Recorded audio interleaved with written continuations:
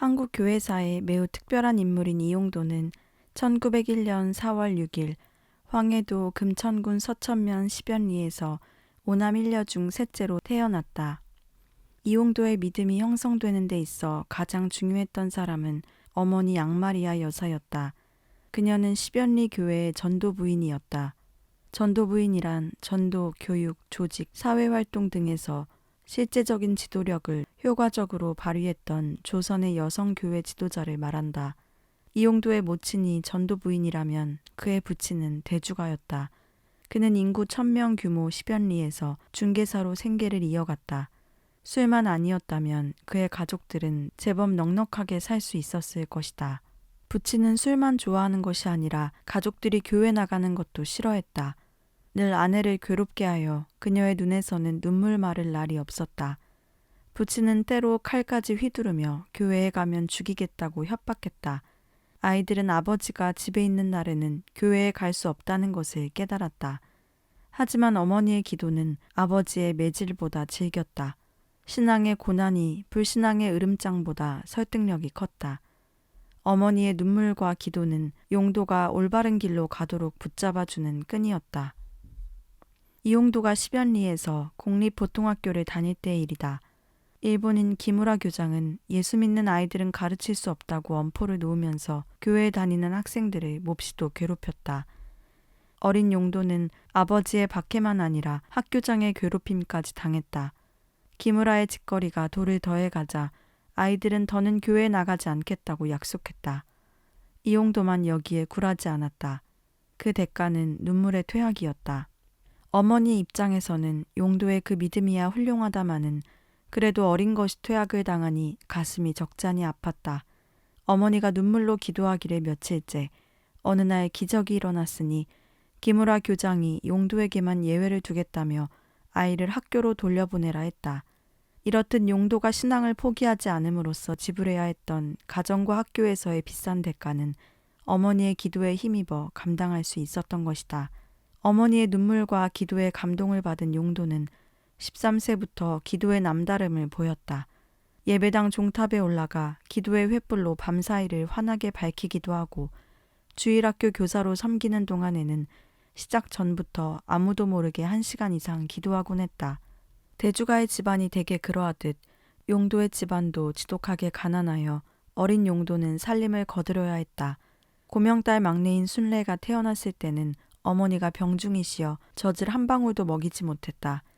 그래서 용도가 누이를 맡아 이 집 저 집으로 다니며 젖을 먹여 키웠다.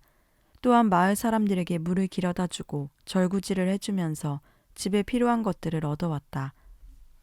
위대한 신앙가가 될 용도의 어린 시절은 엘리트적 사교육이나 안락한 생활과는 거리가 멀었다. 고난이었고 가난이었다.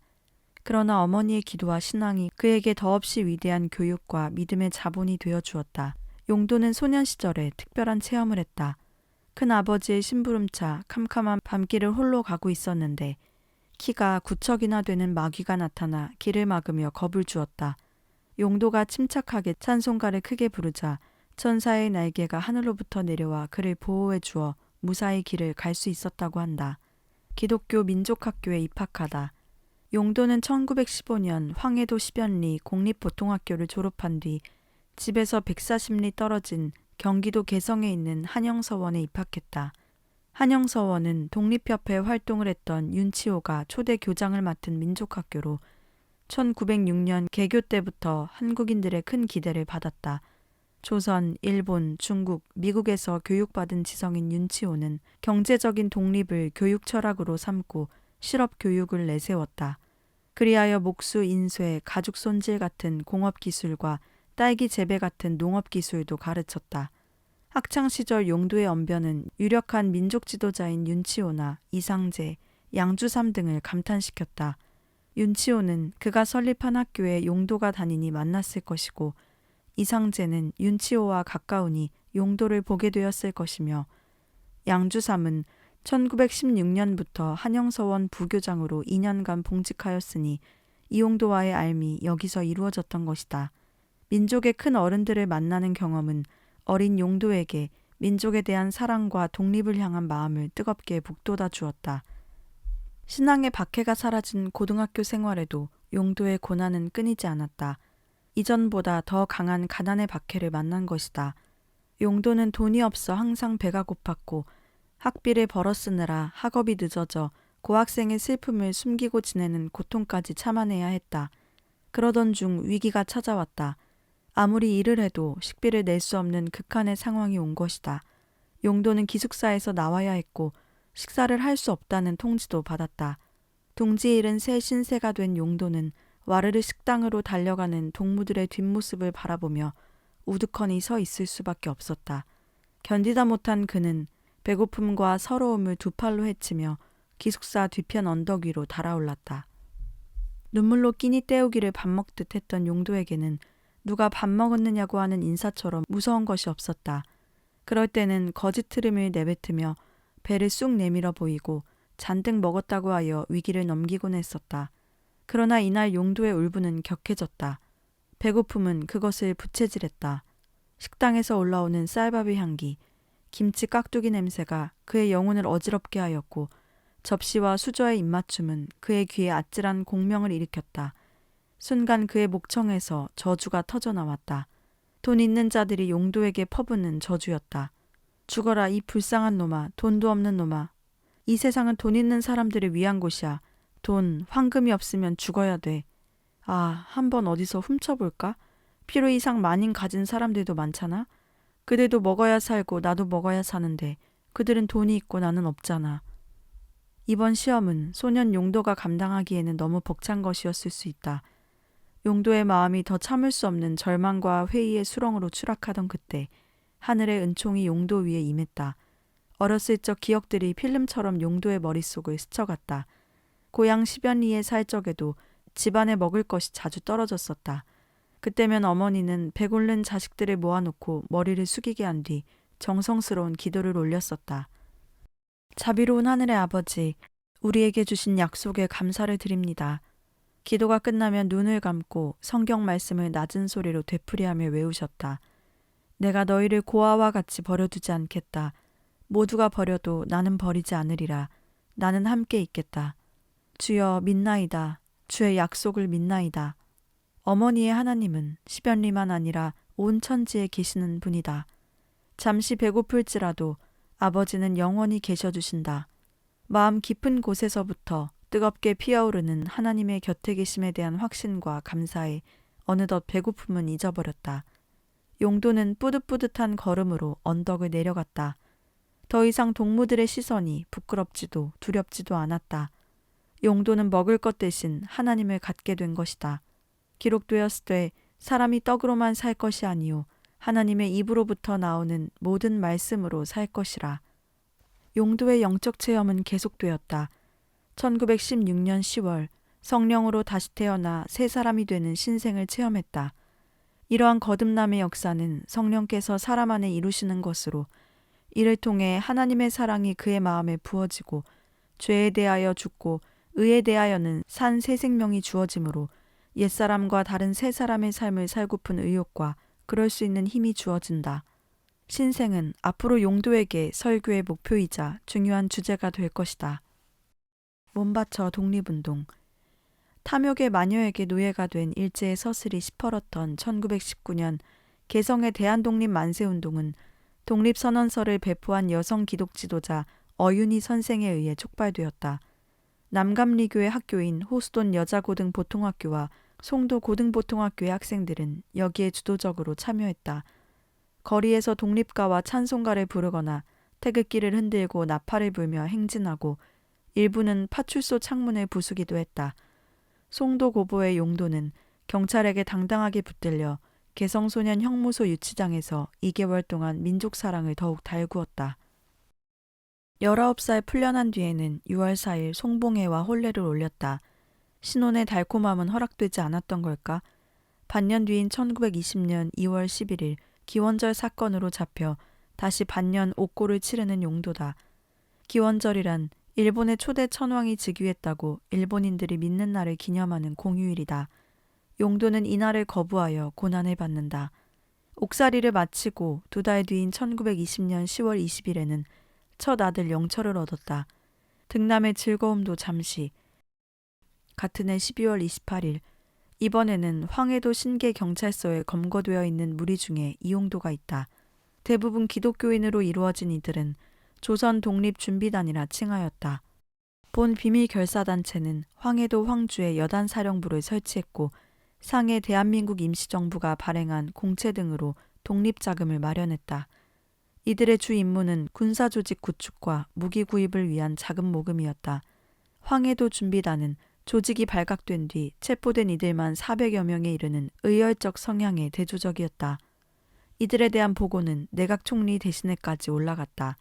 이듬해 1921년 11월 11일 세계 강대국의 대표들이 미국에서 군비를 감축하는 회의를 개최하고 이때 만주와 극동의 문제를 다룰 것이라는 사실이 알려지자 대한민국 임시정부는 이 회의에 한국 독립청원서를 제출했다. 이에 송도고보 4학년 이용도는 김종필, 최마태와 함께 11월 11일을 정하여 동맹 휴교와 만세 시위를 전개하기로 했다. 거사 당일 100여 명의 학생들을 모아서 휴교를 전개하는 중 이들은 경찰에 붙잡혔다.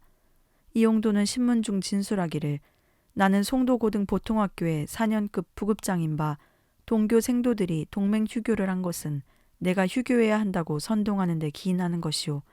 11일의 태평양 회의에서는 극동 문제가 나와 조선 독립에 관한 문제도 토의된다는 소문이 있으므로 이렇게 될 때는 조선인으로서는 그대로 방관하고 있을 수 없을 뿐 아니라 정신은 그 회의에 달려가서 육체만이 재교하고 있는 셈이므로 차라리 휴교하느니만 못하다는 것을 내세워 동맹 휴교할 것을 의논하고 이를 선전하였소. 이로 인해 용도는 경기도 개성지방법원 개성지청에서 보안법 위반으로 징역 6개월에 집행유예 3년을 선고받았다. 불복하고 경성복심법원에 항소하였으나 1922년 3월 1일에 패소하였고 다시 고등법원에 상소하였으나 4월 24일 역시 패하여 옥고를 치렀다. 이때 서울 서대문 형무소에 수감되었을 것이다. 독립운동으로 옥고에 신음을 3년, 옥고로 출입을 4회, 용도 속에는 민족 독립에 대한 열의가 모든 것을 태워버릴 기세로 타오르고 있었다. 그의 20대의 첫머리는 자기를 돌보지 않고 민족을 위해 철저히 제 몸을 내어주는 경험으로 채워졌다. 이용도의 동지인 미국인 피도수 선교사는 이용도가 잡혀있는 중에 부활하신 주님이 직접 개입하신 것으로 믿어질 정도의 놀라운 일이 일어났다고 한다. 한 관리가 용도를 동정하여 풀어주었다는 것이다. 이 일은 청년 용도에게 평생 잊을 수 없게 각인되었다. 용도가 서대문 형무소에 수감되었을 적의 행적은 같이 옥살이를 했던 이들로부터 몇 가지 알려진 것이 있다. 수갑을 밤낮으로 채워두는 사형수가 있었는데 추운 겨울날이 되자 그의 손목에 얼음이 맺혔다. 용도는 가끔 수갑과 얼어붙은 손목을 제 뱃속에 품어서 녹여주었다. 배고파하는 죄수들을 위해 자기 밥을 주고서는 고요히 주께 기도를 올리는 때도 있었다. 그 밖에 용도는 유명한 모 애국지사를 같은 감방에서 만나 그를 스승이자 아버지로 모셨다고 한다. 먼저 출소한 용도는 도남문 밖에 있던 그분의 집으로 찾아가 부인을 만나서 지사께서 감옥에 계시는 동안 어머니처럼 극진히 모셨다. 용도는 한 번 인연을 맺게 되면 그리 쉽사리 그 관계를 끊어버리는 성격이 아니었다. 자기가 망할 망정 동지들을 배신하는 일도 없었다. 태평양회의 동맹 휴교 사건으로 인한 형을 마친 뒤 이듬해인 1923년 용도는 송도고보에 재입학하였으니 그의 나이 23이었고 이쯤에 개성거리에는 이용도라는 투철하고도 유명한 청년 독립운동가를 모르는 사람은 없었을 것이다. 신학교로 잡혀가다. 민족의 독립만이 생의 목표 삶의 의미였던 용도. 태평양회 사건으로 인한 수감 생활을 마친 1923년 그는 송도고보로 돌아갔다. 당시 교장은 남감리회 선교사 왕영덕. 그는 같은 해 송도고보에서 협성신학교 실용신학부장으로 직임을 옮기게 되었고 6월부터는 1903년 원산 대부흥의 주역이었던 하리영을 이어 신학교 교장이 되었다. 왕영덕은 오랫동안 지켜본 용도를 설득하여 이듬해 협성신학교를 입학시켰다. 변종호에 의하면 이때 용도는 고민이 많았다. 조국이 독립을 하고 민족이 자유를 얻어야 살지 신학 공부 같은 것으로 어찌 나라와 민족을 구할 수 있을 것인가 하는 것이 용도의 생각이었다. 독립운동을 하여 민족의 독립을 달성하는 것만이 자기가 할 일이요. 또 그것만이 조국과 하나님이 명하시는 일이라고 생각하고 있었다. 1924년 도살장으로 끌려가는 소나 돼지처럼 신학교에 입학한 용도는 신학보다는 신문, 잡지, 시가, 소설, 법률, 정치 서적을 탐독하고 이론 논쟁을 즐기며 괴상한 질문으로 선생님들을 놀려주곤 했다. 이는 독립을 향한 타는 열망을 진압해 보려는 나름의 발버둥이었다. 그러다 보니 용도는 골치 아픈 문제야 반항아 행세를 하게 되었고 이론가, 논쟁가, 과격파 등으로 알려졌다. 그러나 4년간 독립운동에 투신했던 용도는 차차 우리 민족이 자주인간으로서 바르게 살아가는 데는 종교의 힘이 정치적 투쟁보다 더욱 필요함을 느끼게 되었다.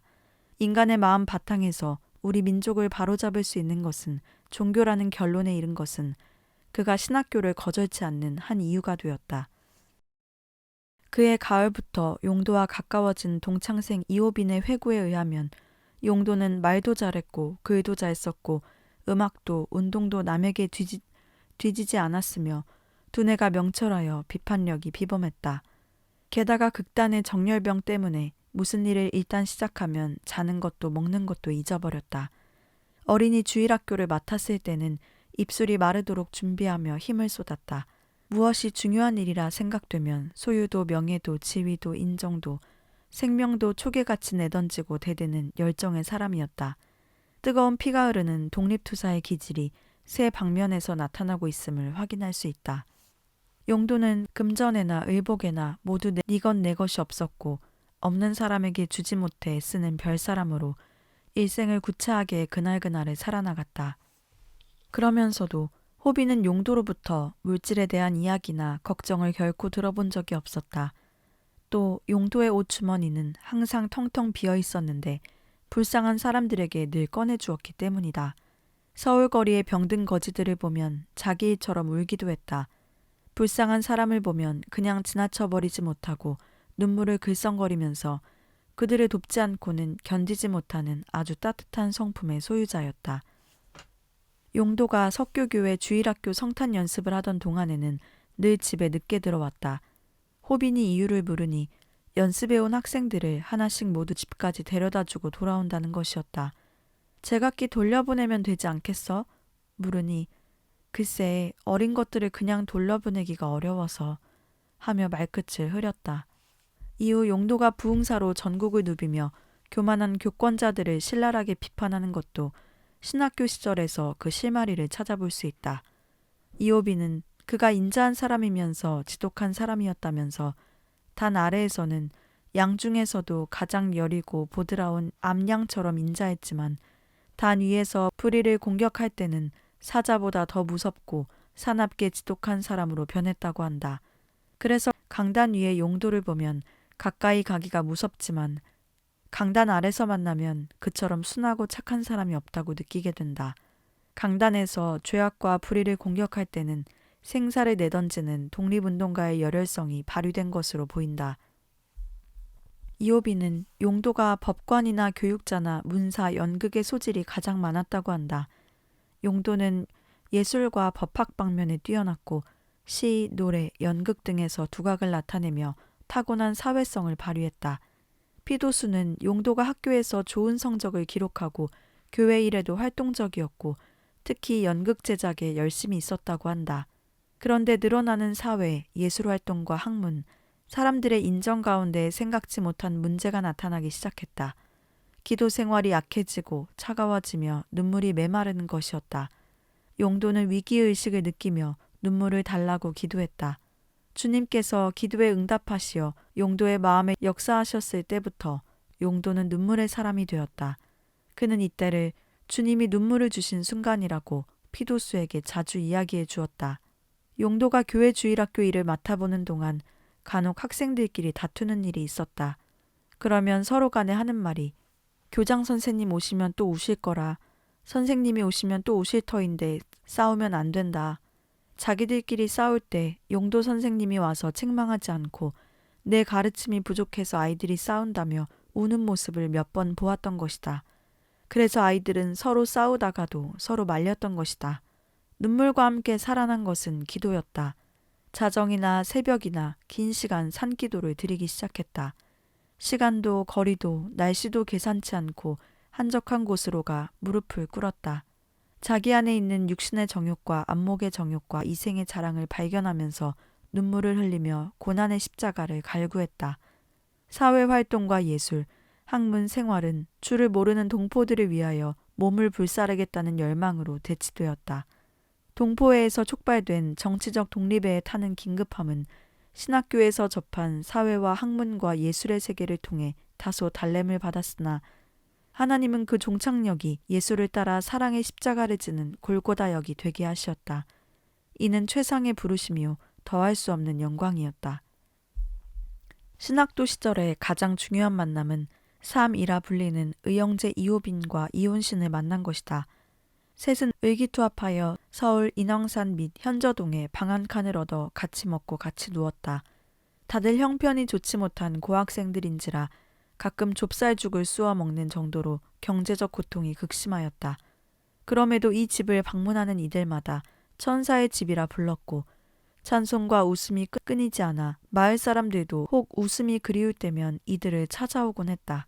셋은 함께 새벽 인왕산에 올라 기도하기도 하고 물이 떨어지면 밤중 물을 깃기도 하고 어쩌다 된장국 써 고기 부스러기가 나오면 환성을 지르며 청춘 속에다가 신앙 우정을 심어갔다. 학교에서 이들은 동지 생활의 모범이 되었다. 이들은 이들의 공통점은 성씨만 아니라 젊음을 민족 재단 위에 바치었던 애국 청년들이란 점이다. 이호빈과 이완씨는 1927년 13회로 협성신학교를 먼저 졸업했고 용도는 이듬해에 졸업했다. 단명했던 이용도와 달리 이완씨는 1902년에서 1984년까지, 이호빈은 1898년에서 1989년까지 살며 한국 교회에 지대한 공헌을 하였다. 삼형제는 신학교를 졸업하면 한 교회에서 사역을 하기로 계획했었다. 한 사람의 월급을 받으며 셋이 한 교회를 맡아서 호빈은 교회 행정, 용도는 주일학교, 환씨는 청년회를 하기로 약속한 것이다. 먼저 졸업한 이호빈이 간도로 파송받은 뒤 이용도가 따라가려 하였으나 용도의 진가를 알아본 불암한 선교사가 용도를 극구 붙잡았기에 그 계획은 좌절되었다. 하여 셋이 동역하는 모습은 볼 수 없게 되었지만 원산 지방에서 이용도를 크게 사용하실 성령의 일하심을 생각할 때 실수가 없으신 하늘의 섭리가 있었던 것 같다. 강동사건. 동지들과 함께하는 행복을 비웃기라도 하듯 이번에는 죽음의 그림자가 용도를 덮쳤다. 의사들마다 용도가 건강상 몇 날을 살지 못할 것이라 진단했다. 용도는 자기의 가늘고 쇠약한 육체를 보면서 의기소침해졌다. 꽃을 피워보기도 전에 꺾이는 심정에 비통해진 용도는 몇 번을 노량진에서 밤새 서성이며 강 위로 몸을 던질까 고민했다. 폐병 3기 1925년 당시로서 이는 사형 선고였다. 그렇다면 아파 죽으나 물에 빠져 죽으나 무엇이 다를 건가? 무거운 상념들이 용도의 깊은 곳으로 가라앉았다. 이제 어찌 되는 건가? 동지들은, 가족들은, 동포들은 식물인간처럼 되어 바닥에 누워있노라니 어린 시절의 불길한 기억 하나가 되살아나 그의 앞에 유령처럼 드리워졌다. 황해도 십연리 고향에 있을 때 대구에서 온 어느 아주머니가 신이 들려 용도를 보고 말했었다. 이 아이는 30을 넘기지 못합니다. 그런데 30이 넘어서도 살게 되면 알려주세요. 대단한 일을 하게 될 겁니다. 불길하고 불쾌한 기억이 무력하게 누워 숨을 뱉는 용도의 목을 졸랐다. 그러던 중 이완신의 고향인 평안남도 강동에서 이번 겨울 부흥회를 인도해달라는 연락이 왔다. 요청은 즐겼다. 용도는 침상에서 죽든 강단에서 죽든 마찬가지라면 하나님을 섬기다 죽는 것이 낫겠다고 판단했다. 일어나서 죽자, 죽어야 한다면 싸움터로 가는 길에 죽어지자. 사형 선고가 붙은 몸을 일으키며 채비를 차리자 사람들은 용도를 붙들어 말렸다. 예루살렘으로 향하는 사도 바울을 붙잡는 전도자 빌립의 동지들처럼. 그러나 바울처럼 하나님을 위하여 그리고 하나님으로 인하여 정하여진 마음은 무엇도 바꿀 수 없었다. 바보처럼 여기에 누워 치욕스럽게 죽어야 하겠소? 이것은 십자가를 따르는 사람에게는 아름다운 길이요. 가다가 죽더라도 영광이요. 집을 나서니 이상하게 기분이 좋아졌다. 강동에 가까이 갈수록 힘이 생기는 것 같았다. 곁에는 든든한 환신군도 있었다. 두려울 것이 무엇이랴. 주를 위해 죽고 주를 위해 살 수 있다는 기쁨은 죽을 날만 기다리던 환자를 살려내는 양약이 되었다. 막상 난생 첫 부흥회를 인도한다 하니 아동 설교나 청년 대상 인문학적 설교나 좀 해본 용도와 환신에게 두려움이 몰려왔다. 부흥회 전날 둘은 인왕산에서 하던 것처럼 자연의 품으로 들어가 기도했다. 평남 강동군 원탄면에 얼어붙은 대동강 상류에서 어두워질 때까지 기도한 뒤 다음날 새벽 일찍 다시 기도하였다. 집회는 저녁부터 시작될 것이었다. 시간에 맞추어 집에 온 그들은 밥도 먹는 신용만 하고는 교회 옆에 있는 소나무 숲으로 들어가 다시 기도한다. 교회 종소리가 울린다. 둘의 마음은 떨린다. 첫날 저녁에는 환신이 설교하고 용도는 사회를 보았다. 용도가 첫 찬송을 부른 뒤 기도하고 다시 찬송을 부르는데 2절을 시작할 때부터 눈물이 나오기 시작했다. 그 울음은 뜨거워져 갔고 보는 이들도 여기저기서 울음을 터뜨렸다. 눈물과 가사가 범벅이 되어 찬송이 반복되는 동안 예배당은 통곡의 마당이 되었다. 찬송이 그치고 환신이 설교를 시작할 때도 회중은 계속 울었다. 집회를 마친 뒤 환신은 용도에게 내일부터는 형님이 설교를 하시라고 강권했다. 회중도 그것을 바라는 눈치였다. 다음 날 100명에서 200명이 예배당에 먼저 모여 찬송을 부르는 동안 용도와 환신은 밖에서 기도했다. 주여, 나의 죄를 모두 벌거벗기신 후에 전할 말씀을 주옵소서. 아무런 응답이 없었다.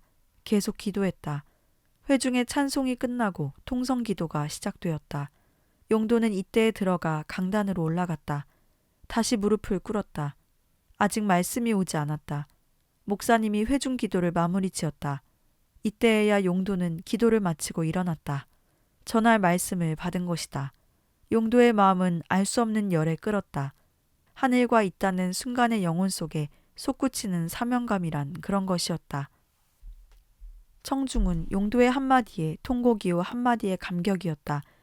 용도 안에는 모인 이들을 위해 주의 말씀을 외치다 죽겠다는 결심만이 이글이글 타고 있었다. 이 결심은 열정으로, 열변으로, 그리고 열사의 외침으로 화하였다. 아무런 이해관계도 없는 사람이 자기 목숨을 들여 나를 위하려는 그 광경의 진실됨과 하늘을 닮은 사랑에 사람들은 몸둘 바를 알지 못했다. 다음날 교회는 앉을 곳이 없었다. 눈물에서 눈물로, 감격에서 감격으로 일주일이 지났다. 강동교회는 이런 일을 겪어본 적이 없었다. 용도도 새 힘을 얻어 아프고 맥없던 것이 가시고 주먹을 쥐어보니 기운이 펄펄 솟았다. 1925년 춥디 추운 겨울, 일주일간 용도가 쏟았고 회중이 쏟았던 그 울음은 어디에서 온 것이었는가.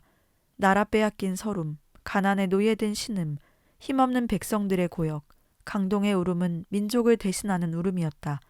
강동의 기도는 민족을 위하는 기도였다.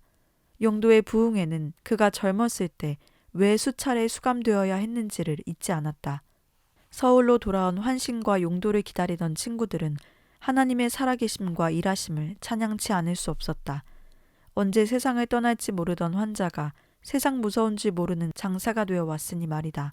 변종우는 용도가 이 사건 이후로 부동의 신념과 확신을 얻은 중생의 사람이 되었다고 전한다. 용도는 다시 경험하였다. 바치라, 그저 완전히 바치라. 주님께 완전히 바치기만 하면 내 모든 문제는 주님께서 맡아 주관하시고 내 몸 전체도 주님께서 뜻대로 잘 맡아 사용하신다. 이후로 용도의 학교 생활도 변화되었음을 예상할 수 있다. 그의 신앙과 신학은 더욱 깊고 신령하여졌다. 동시에 당시의 한국교회를 날카롭게 통찰하며 교회가 위태로이 병들었음을 간파하였다. 아니, 혁명가로서 출전하는 때는 이제 너무 멀지 않았다.